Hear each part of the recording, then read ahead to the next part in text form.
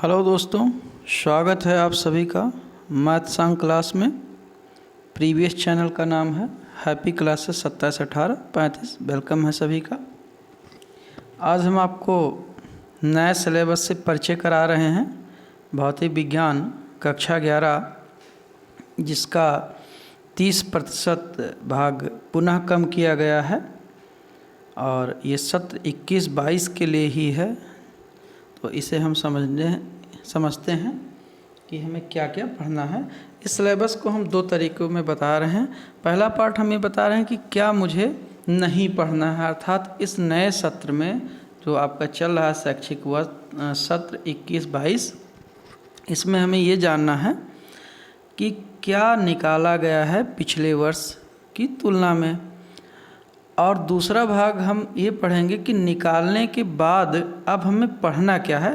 तो चलिए स्टार्ट करते हैं। देखिए लिखा आपके सामने, भौतिक विज्ञान कक्षा 11 निर्देश लिखता है कि कोविड-19 महामारी के कारण शैक्षिक सत्र 21-22 में विद्यालयों में समय से पठन पाठन का कार्य न हो पाने की स्थिति में सम्यक विचारों उपरांत विषय विशेषज्ञों की समिति द्वारा निम्नवत 30% पाठ्यक्रम कम किए जाने की अनुशंसा की गई है।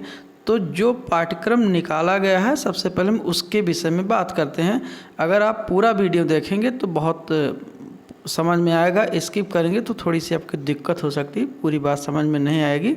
तो पूरी वीडियो ज़रूर देखिएगा। देखते हैं, लिखा है खंड का इकाई 1। पहला आपका है इकाई 1 में भौतिक जगत तथा मापन।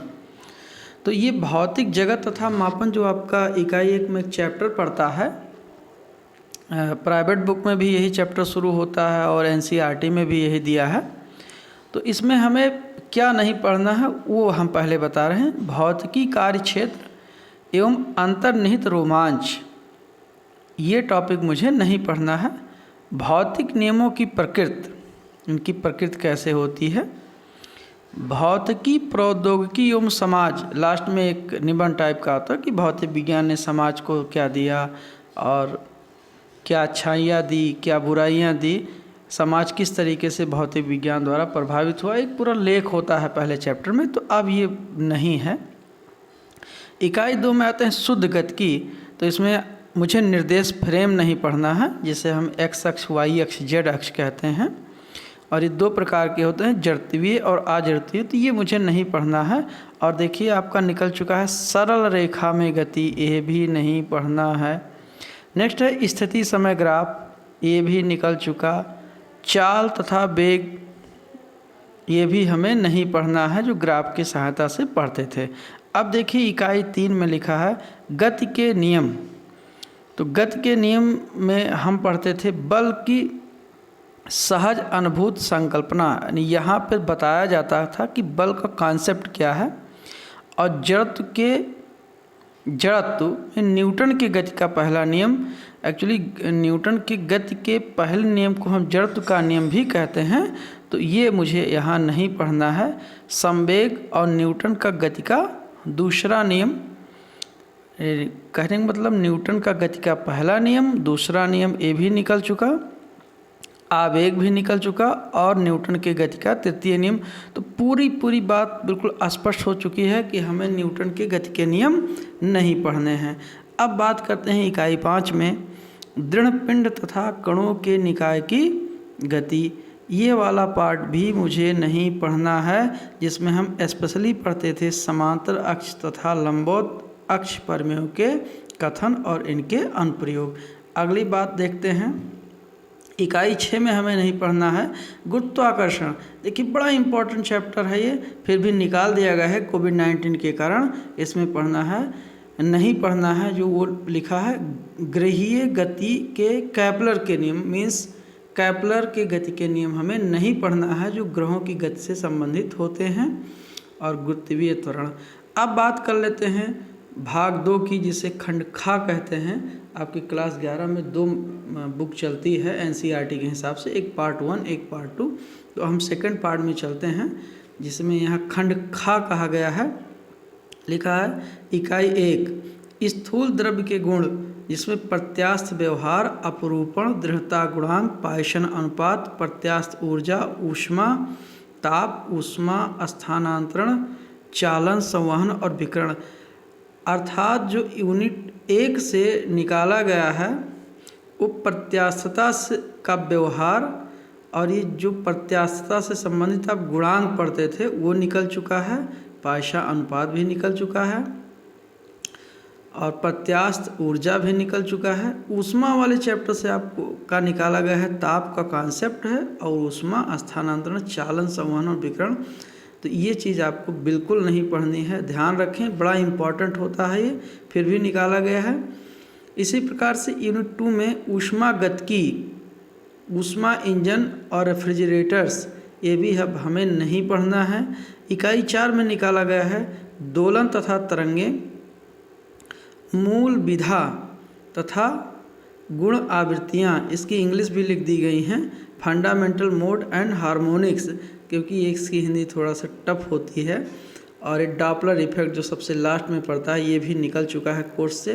नेक्स्ट देखते हैं प्रयोगात्मक कार्यों में क्या है, ये भी जान ले। चलो भाई, 12 प्रयोग पहले होते थे, अब हमें 8 प्रयोग कराए जाने हैं। नहीं, पहले हम 12 प्रयोग करते थे, लेकिन कोविड-19 के कारण 8 प्रयोग कराए जाएंगे और केवल सैद्धांतिक प्रोजेक्ट कराए जाएंगे। और फिर एक लाइन बड़ी इम्पॉर्टेंट है, ध्यान दीजिएगा, मैं पढ़ रहा हूँ। उपर्युक्त के अनुक्रम में 70% का पाठ्यक्रम निम्नवत है। मतलब जो बातें मैं ऊपर बता रहा था वो आपके पाठ्यक्रम से निकाला गया है। तो अगर आपके पास सिलेबस की हार्ड कॉपी हो या आपके पास बुक हो तो इसके पहले पार्ट में आप एज टिक कर सकते हैं कि क्या क्या नहीं पढ़ना है। लेकिन अब हम यहाँ बताने जा रहे हैं कि क्या क्या पढ़ना है। तो इसमें लिखता है कि उपर्युक्त के अनुक्रम में 70% का पाठ्यक्रम निम्नवत है। अब कैसे लिखता है, 70 अंक का एक प्रश्न पत्र होगा जिसका समय 3 घंटे है, 30 अंक की प्रयोगात्मक परीक्षा होगी। इस तरीके से आपका भौतिक विज्ञान पूरा हो जाता है 100 अंक का। तो खंड का 35 अंक का और खंड खा भी 35 अंक का होता है। चलिए देखते हैं कि खंड का से मुझे क्या पढ़ना है। तो लिखा है भौतिक जगत तथा मापन। अब यहाँ हमें भौतिक जगत और मापन पढ़ना है, लेकिन शुरुआत में अगर देखा जाए तो इसी यूनिट से निकाला गया है कि वो भौतिकी के नियम क्या हैं और भौतिकी, प्रौद्योगिकी और समाज, इसमें आपसी रिलेशन क्या है, ये चीज़ निकाली गई है। इसी प्रकार से हाँ, इसमें हमें 2 अंक मिलेगा, अर्थात ये चैप्टर आपको 2 अंक देगा। शुद्ध गतिकी में से 6 अंक आपको आएंगे और गति के नियम से 7 अंक आएंगे, और कार्य, ऊर्जा और शक्ति से भी आपको 7 अंक। ध्यान रहे, कार्य, ऊर्जा और शक्ति को पीछे छेड़छाड़ नहीं की गई है, आपका एज इट इज ही है। दृढ़ पिंड तथा कणों के निकाय की गति, इसमें भी 7 अंक, और गुरुत्वाकर्षण से भी 6 अंक, और इकाई 1 भौतिक जगत तथा मापन। देखिए हम अभी बता रहे थे कि फला फला इकाई में कितने अंक हैं, यानी इकाई जो आपका खंड का था उसमें कौन कौन से चैप्टर कितने कितने अंक के हैं। अब यहाँ देखते हैं क्या क्या पढ़ना है।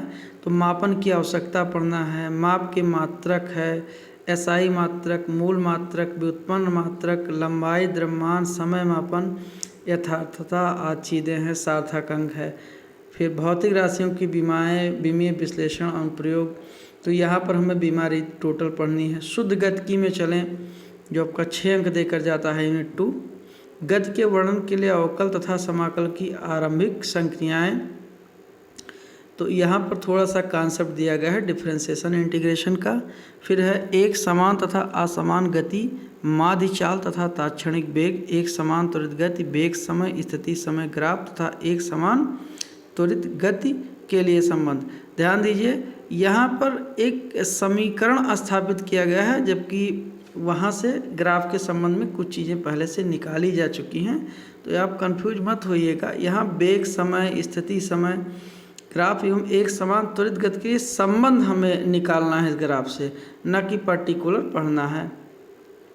अदिश और सदिश राशियों के विषय में स्थिति विस्थापन पढ़ना है, सदिश संकेतन पढ़ना है, अपेक्षिक गति पढ़नी है, इसी प्रकार से एकांक सदिश पढ़ना है और ये सदिशों का गुणन वगैरह पढ़ना है। प्रक्षेप गति भी है आपके कोर्स में, वृत्तीय गति भी है, गति के नियम भी हैं आपके, रेखीय संवेग संरक्षण का नियम है, अनुप्रयोग है, संगामी बलों का संतुलन, स्थैतिक गति, घर्षण, लोडनिक घर्षण, ये सारी चीज़ें हैं। वृत्तीय गति है, अब केंद्र बल है, वृत्तीय गति के उदाहरण है।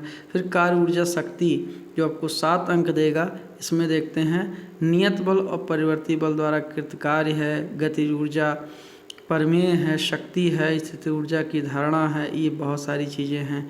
दृढ़ पिंड और कणों के निकाय की गति में हमें निकाय का द्रव्यमान, केंद्र, संरक्षण, ये सारी चीज़ें हैं। और बल आघूर्ण वाले से भी पढ़ना है हमें।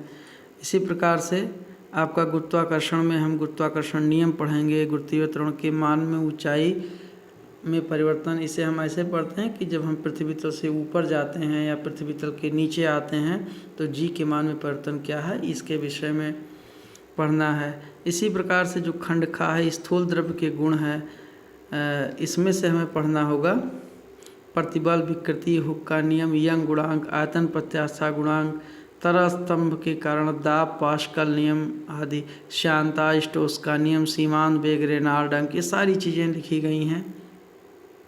और ऊष्माधारता वाले में से हमें विशिष्ट ऊष्माधारता, किरचॉफ का नियम और न्यूटन का शीतलन का नियम, ये सारी चीज़ें हैं।